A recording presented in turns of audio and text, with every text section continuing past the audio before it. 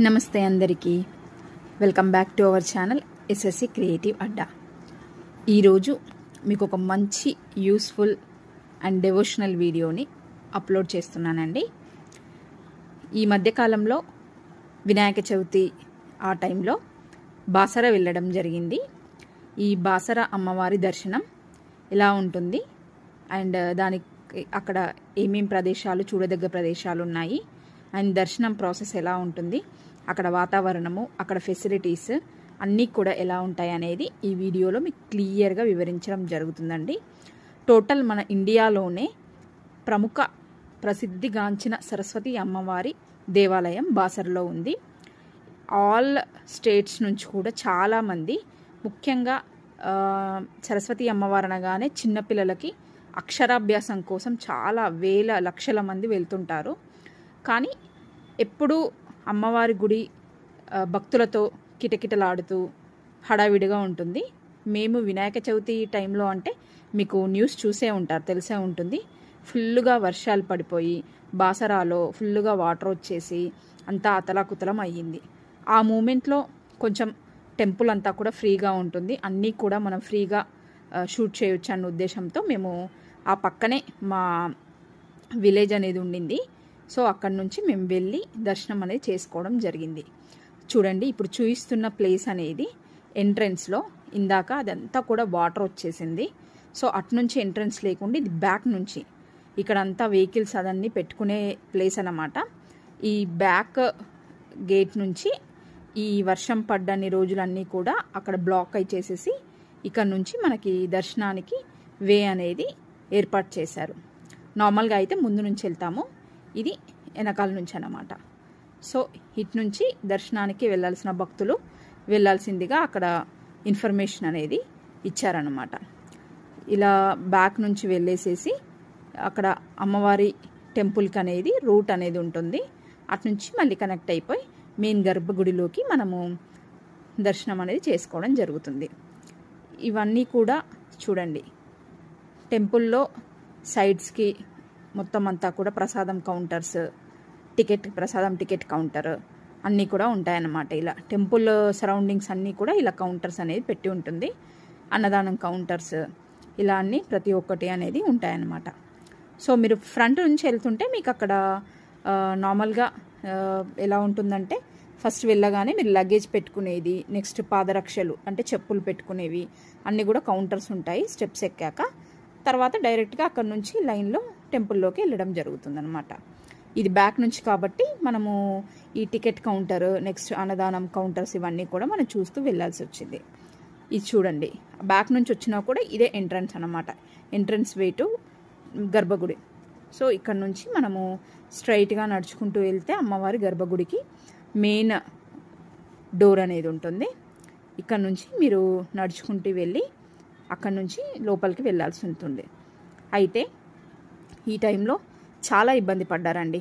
బాసర్లో అయితే మొత్తం గోదావరి చాలా ఎత్తుకి ప్రవహిస్తూ అక్కడ బ్రిడ్జ్ పైన కూడా చాలా ప్రమాద హెచ్చరికలు అనేది జారీ చేయడం జరిగింది. యాక్చువల్గా మేము ఇందాక బ్రిడ్జ్ కూడా వెళ్ళాం, కానీ అక్కడ వీడియో షూట్ చేయనియటం లేదు. పోలీసులు అంతా ఉన్నారు అక్కడ. చాలా ఎత్తులో వెళ్తున్నాయండి వాటర్, అయితే చాలా భయంకరంగా ఉంది. అలాగనే ఊర్లో కూడా మొత్తం అంతా వాటర్ వచ్చేసింది, చాలామంది జనాలు ఇబ్బంది పడిపోతున్నారు. ఇక్కడ చూడండి, గర్భగుడిలోకి ఎంట్రన్స్ అన్నమాట. ఈ గడప దాటుకొని లోపలికి వెళ్ళగానే మనకి గుడి ప్రాంగణంలోకి ప్రవేశం అనేది ఏర్పడింది. ఇక్కడ నుంచి లోపలికి వెళ్ళగానే అది కనిపిస్తుందేనండి గర్భగుడి. ఇది గుడి చుట్టుపక్కల మొత్తం అంతా కూడా సరౌండింగ్ అన్నమాట. ఇక్కడ అంతా కూడా జనరల్గా ఇప్పుడు చూడండి ఎంత ప్రశాంతంగా, ఓన్లీ ఈ ముందర ఒక ముగ్గురు నలుగురు వేరే వాళ్ళు ప్లస్ మా ఫ్యామిలీ మెంబర్సే కనిపిస్తున్నారు. అంతా కూడా ప్రశాంతంగా విశాలంగా ఉంది.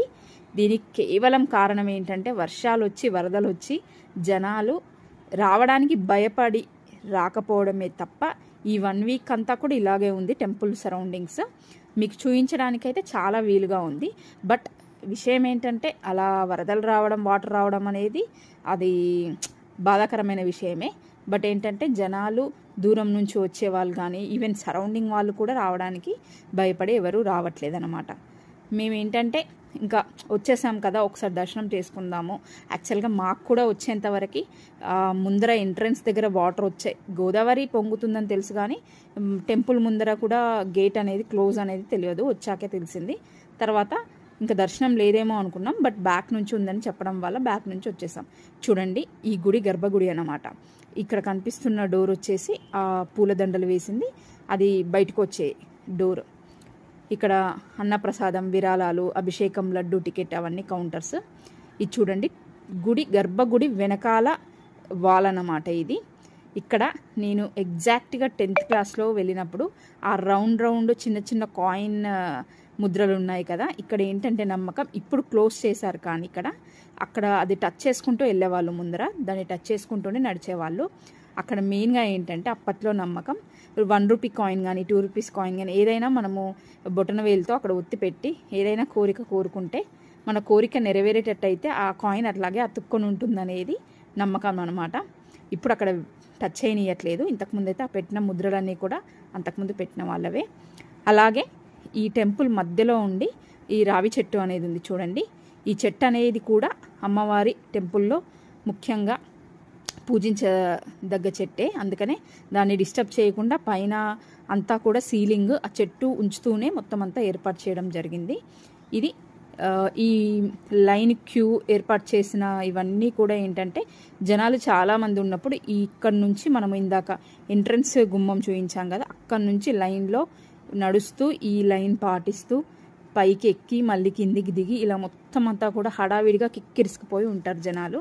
ఇప్పుడు ఏంటంటే జనాలు ఎవరు లేరు కాబట్టి మనం డైరెక్ట్గా కింది నుంచే వచ్చేసి డైరెక్ట్గా వెళ్ళడం జరిగింది. చూడండి, పక్కన అంతా కూడా ఇక్కడ జనాలు వచ్చినప్పుడు డిఫరెంట్ అర్చనకి సంబంధించి కానీ లేదంటే ఇలా నిత్య చండీ హోమము జరుగు స్థలం. ఇక్కడ చూడండి, చండీ హోమం జరిపించడానికి ఇంకా డిఫరెంట్ హోమాలు కానీ సత్యనారాయణ వ్రతాలు కానీ చేయాలనుకున్న వాళ్ళకి ఈ గర్భగుడి పక్కన అంతా ఏర్పాటు చేసిన ఈ ప్లేస్ అంతా కూడా వాడతారనమాట. ఇక్కడ మనము వెళ్ళి బ్యాక్ నుంచి ఒక రౌండ్ వేసుకొని ముందుకు రాగానే ఇది మెయిన్ డోర్ అనమాట అమ్మవారి గుడి లోపలికి వెళ్ళడానికి. ఇక్కడ సర్వదర్శనము చూడండి, బోర్డ్స్ అన్నీ కూడా పెట్టారు. సర్వదర్శనము, స్పెషల్ దర్శనానికి డబ్బులు తీసుకుంటారు. కానీ ఇప్పుడు పరిస్థితి అనేది అందరికీ స్పెషల్లో స్పెషల్ దర్శనం లాగా, అంటే అసలు తిప్పి కొడితే మొత్తం టెంపుల్లో ఉన్న జనాలు చూస్తే ఒక 50 మంది కూడా లేనట్టున్నారు. సో డైరెక్ట్గా వెళ్ళిపోవడమే ఇంకా. అయితే అప్పుడు ఏంటంటే మధ్యాహ్నం పూట ఒక 1 అవర్ గుడి క్లోజ్ చేస్తారనమాట. క్లోజ్ చేసిన టైం ఇది. సో ఇంకా గేట్ ఓపెన్ చేస్తారని చెప్పేసి అక్కడ భక్తులంతా కూడా వెయిట్ చేస్తున్నారు. ఇక్కడ చూడండి, అక్షరాభ్యాసం కోసము 1000 రూపాయలు చెల్లించి అక్షరాభ్యాసం అనేది పిల్లలకు చేయిస్తారు ఇక్కడ. అలాగే స్పెషల్ దర్శనానికి కూడా ఒక 100 రూపాయల టికెట్ ఏదో ఉంటుంది చూడండి. శీఘ్ర దర్శనము అంటే స్పెషల్ దర్శనము. స్పెషల్ దర్శనానికి మనం 100 రూపాయలు, ఒక్కొక్కరికి 100 రూపాయలు తీసుకుంటారు. అలా అయితే మీరు డైరెక్ట్ ఇందాక నేను బ్యాక్ నుంచి వచ్చే డోర్ అని చెప్పాను కదా, అక్కడ లైన్ కనెక్షన్ కలిపేసి డైరెక్ట్ అమ్మవారిని దర్శనం చేసుకొని ఇంకో డోర్లో నుంచి వచ్చేస్తారు. ఇదంతా చుట్టూ తిరగాల్సిన అవసరం ఉండదు. గేట్ ఓపెనింగ్ కోసం అందరూ కూడా వెయిట్ చేస్తున్నారు చూడండి. గేట్ ఓపెన్ చేయగానే ఇంకా అందరూ కూడా ఒకరు వెనకాల ఒకరు లోపలికి వెళ్ళడం జరిగింది. ఇక్కడ క్యూలో ఇలా లోపలికి ఒక రౌండ్ వెళ్ళగానే మనకి డైరెక్ట్ గర్భగుడి అనేది ఉంటుందండి. చూడండి, లెఫ్ట్ సైడ్లో ఈ ఖాళీ ప్లేస్ అంతా కూడా మనకి నార్మల్గా అక్షరాభ్యాసం అని చెప్పాను కదండి. ఈ ప్లేస్లో చిన్నారులకు మొత్తం అక్షరాభ్యాసం ప్రాసెస్ అనేది, అంటే అక్షరాభ్యాసం మట్టుకైతే గర్భగుడిలోనే చేయిస్తారు. మిగతా పూజలు హోమాలు ఏదైనా ఉన్నా చుట్టుపక్కల ఉన్న కౌంటర్స్లో చేస్తారనమాట. ఇక్కడ అక్షరాభ్యాసం అనేది జరుగుతుంది. ఇలా రైట్ సైడ్ నుంచి వెళ్ళి లెఫ్ట్ టర్న్ తీసుకొని ఆగానే చూడండి అమ్మవారి మెయిన్ గుడి అనేది లోపలికి వెళ్ళాల్సి ఉంటుంది. ఓం సరస్వత్యై నమః. అమ్మవారు చాలామంది అండి మనకి ఇండియాలో ముఖ్యంగా ఒక సరస్వతి అమ్మవారి దేవాలయం కాశ్మీర్లో ఉంటే ఇక్కడ బాసరాలో ఉంది. 2 ప్రసిద్ధిగాంచిన టెంపుల్స్ అనేవి ఉన్నాయండి. చాలామంది చాలా ఇదిగా నమ్ముతారు, ఎందుకంటే ఇక్కడ అక్షరాభ్యాసం చేయిస్తే పిల్లలకు చదువు చక్కగా వస్తుందని, మంచి తెలివితేటలు ఉంటాయని చెప్పేసి అందరి ప్రగాఢ నమ్మకం. అందుకే ఆల్మోస్ట్ 50 to 60% జనాలు అనేది అక్షరాభ్యాసానికి వచ్చేస్తూ ఉంటారు. ఇక్కడ టెంపుల్లో కూడా అది వినాయక చవితి టైం కాబట్టి ఇక్కడ కూడా వినాయకుడిని పెట్టారు చూడండి. మట్టి వినాయకుడిని పెట్టేసి పూజలు చేయడం జరుగుతుంది. అలాగే ఇక్కడ టెంపుల్లో గర్భగుడి అనేది అక్కడ మనకు వీడియో తీయనియరు కాబట్టి అమ్మవారిని వీడియో తీయడం జరగలేదు. అక్కడ దర్శనం అయిపోగానే మనం అటు నుంచి ఇటు రైట్ సైడ్ బయటికి రాగానే డోర్లో నుంచి పైనకు కూడా వెళ్ళడానికి ఉంటుందన్నమాట. ఇది ఒక కొండలాగా ఉంటుంది. డౌన్లో అమ్మవారి టెంపుల్ ఉంటుంది. పైనకి వెళ్తే మనకు వ్యాస మహర్షి, అసలు బాసరాకి ఒక స్టోరీ ఉందండి, ఒక ప్రముఖ స్టోరీ ఉంది. అదేంటంటే వ్యాస మహర్షి ఒకప్పుడు గోదావరి నది ఒడ్డున తపస్సు చేసుకుంటూ ఉంటే అమ్మవారు ప్రత్యక్షమై విగ్రహాలు నిలబెట్టి, అంటే ఒక టెంపుల్ లాగా విగ్రహాలను ఏర్పాటు చేయాలని చెప్పేసి వ్యాస మహర్షికి చెప్పడం ద్వారా ఆ వ్యాస మహర్షి ఆ గోదావరిలో ఉన్న ఇసుకని తీసుకొచ్చుకొని అమ్మవారి రూపంలో ఒక అమ్మవారిని ఏర్పాటు చేసుకొని పసుపు రాసి పూజ చేసి అక్కడ రామాయణం అనేది రాయడం అనేది జరిగిందనేది మనకి వేదాలు చెప్తూ ఉన్నాయి. సో ఆ పసుపు రాసినందుకు ఇక్కడ అమ్మవారి టెంపుల్లో మీరు వెళ్ళినప్పుడు చూడండి, అమ్మవార్లు 3 ఉంటాయి అన్నమాట విగ్రహాలు. అమ్మవార్లందరికీ కూడా పసుపు రాసి ఉంటుంది ఎప్పుడూ కూడా. ఆ పసుపు కొంచెమైనా మనం నోట్లో వేసుకుంటే మంచి బుద్ధి తెలివితేటలు వస్తాయనేది నమ్మకం, అందరి నమ్మకం. సో ఇలా బాసర అనే దానికి ఇంతకుముందు వ్యాసపురి, వ్యాసర అని పిలిచేవారు. తర్వాత అది బాసరాగా మారిందనమాట. దీనికి ఈ టెంపుల్, ఈ వాతావరణం అంతా కూడా 6వ శతాబ్దంలో బిజ్జలూరు అనే రాజు ఏర్పాటు చేయడం జరిగింది. అంతకుముందు వరకు కూడా మనకు గోదావరి నది ఒడ్డు నుంచి ఇక్కడికి ఓపెన్గా ఈ పైన ఇప్పుడు మనం చూపిస్తున్న రూట్ ఏదైతే ఉందో పైనకి ఎక్కేసి ఇటు నుంచి నడుచుకుంటూ వెళ్తే ఇంకొంచెం స్టెప్స్ ద్వారా ఒక కొండలాగా ఉంటుంది. కొంచెం ఆ పైకి ఎక్కేస్తే ఒక గుహ ఉంటుంది. దాన్ని వ్యాస మహర్షి గుహ అంటారు. అక్కడే వ్యాసుడు అసలైన విగ్రహం, మట్టితో ఏర్పాటు చేసిన అమ్మవారి విగ్రహం, అలాగే ఆ గుహలో వ్యాస మహర్షి రోజు పూజ చేసుకుంటూ రామాయణం అనేది రాయడం జరిగింది. ఇక్కడే మనకి ఈ పైనకి ఎక్కుతున్నప్పుడు పక్కన చూడండి గోశాల అనేది ఉంది. అక్కడ వాతావరణ పరిస్థితుల దృష్ట్యా ఇక్కడ గోవులు అంటే ఆవులు కూడా ఏవి లేవు. అంతా వర్షానికి వాటిని వేరే ప్లేస్లో పెట్టడం జరిగింది. ఇక్కడైతే ఖాళీగా ఉంది. కానీ నార్మల్ టైంలో వెళ్తే మీకు కనిపిస్తుంటాయి గోశాల. మీరు అక్కడ ఆవులకు ఏదైనా పెట్టొచ్చు కూడా. ఈ గోశాలను దాటుకొని మనం లెఫ్ట్ సైడ్ చూస్తే చూడండి ఇలా స్టెప్స్ ఉంటాయి. పక్కన అన్నీ కూడా చెట్లు ఉంటాయి. ఇక్కడ కొంచెం జాగ్రత్త అండి, ఎందుకంటే కోతులు ఎక్కువగా ఉంటాయి. ఎందుకంటే భక్తులు హడావిడి ఉంటుంది కదా, వాళ్ళు ఏదో ఒకటి ఇవ్వడం ద్వారా ఆ కోతులు అనేది భక్తుల కోసం వెయిట్ చేస్తూ ఉంటాయి. కానీ ఒక్కోసారి అవి మీద అటాక్ చేయడానికి కూడా వస్తుంటాయి. కొంచెం మీ చేతుల్లో ఏదైనా కవర్స్ కానీ ప్రసాదాలు కానీ ఉన్నట్టయితే కొంచెం జాగ్రత్తగా వెళ్ళండి. చూడండి వ్యాస గుహకు వెళ్ళే దారి ఇటు నుంచి స్టెప్స్ ఎక్కుతూ మొత్తం మీరు ఇలా స్ట్రైట్గా వెళ్ళి రైట్ టైం తీసుకుంటే ఇంకా కొన్ని స్టెప్స్ ఉంటాయి. ఆ పైనకి ఎక్కేస్తే మీకు వ్యాస గుహ అనేది ఉంటుంది అక్కడ. ఇక్కడ ఏంటంటే ఎవరో ఒక పర్సన్ మేకల మందని తీసుకొని వస్తున్నారు.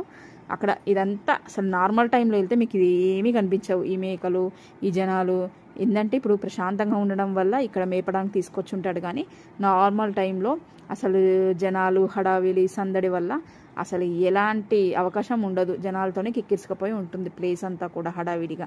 మీకు దర్శనం కూడా స్పాట్లో ఇప్పుడు ఏంటంటే ప్రశాంతంగా ఉంది కాబట్టి మినిమం ఒక 5 నిమిషాలైన అమ్మవారిని చూసుకోగలిగాం. కానీ నార్మల్ టైంలో అయితే ఫ్యూ సెకండ్స్ చూడగానే బయటికి తోసేస్తారు. అంత హడావిడిగా ఉంటుంది టెంపుల్లో. చూడండి ఈ స్టెప్స్ ఎక్కుతూ పైకి వెళ్ళిపోతే మీకు వ్యాస గుహ అనేది ఉంటుంది. చూడండి వ్యాస మహర్షి గుహకి వెళ్ళే దారిలో ఇలా రాళ్ళు ఒకదానిపైన ఒకటి పెట్టడం చూసే ఉన్నారు. దాని నమ్మకం ఏంటంటే ఇక్కడ ఈ ప్రదేశంలో అలా రాళ్ళు ఒకదానిపైన ఒకటి పేర్చి మొక్కుకుంటే ఎవరైనా సొంత గృహ నిర్మాణం, ఇల్లు కట్టుకోవాలనుకున్న వారి కోరికలు లేదైనా మనసులో ఏదైనా గట్టిగా అనుకుంటే నెరవేరుతుందని భక్తుల నమ్మకం. అందుకే అలా పెట్టేసి మొక్కి వెళ్ళిపోతూ ఉంటారు. అలాంటివి చాలా కనిపిస్తాయి మనకి ఈ ప్రదేశంలో. పైకి వచ్చేసాక చూడండి వ్యాస గుహ ఎంట్రన్స్ అది. అందులో నుంచి లోపలికి వెళ్తే మనకి అక్కడ సరస్వతి అమ్మవారిని వ్యాస మహర్షి ఏదైతే తయారు చేశారో విగ్రహం అది ఉంటుంది. ఇక్కడ వర్షాల కారణంగా లోపలంతా కూడా రాళ్ళు, అక్కడ అంతా పాకురు పట్టిపోయి ఇబ్బందిగా ఉండడం వల్ల వెళ్ళడం మంచిది కాదని అక్కడ ఉన్న పూజారి వాళ్ళు చెప్పడం వల్ల లోపలికి వెళ్ళకపోవడం జరిగింది. ఇక్కడైతే ఇందులో నుంచి వెళ్తారండి. ఈ గేట్ నార్మల్గా నైట్ క్లోజ్ చేసేస్తారు. డే టైంలో నార్మల్ మీరు వాతావరణం మామూలుగా ఉన్నప్పుడు వచ్చిన టైంలో అయితే వెళ్ళిపోవచ్చు, ఈజీగానే ఉంటుంది. ఇక్కడ ఈ వ్యాస గుహ పైన అప్పర్ కొండపైన ఉంది చూడండి. ఇక్కడ నుంచి చూస్తే మొత్తం అంతా బాసర్ విలేజ్ మొత్తం అంతా కనిపిస్తుంది.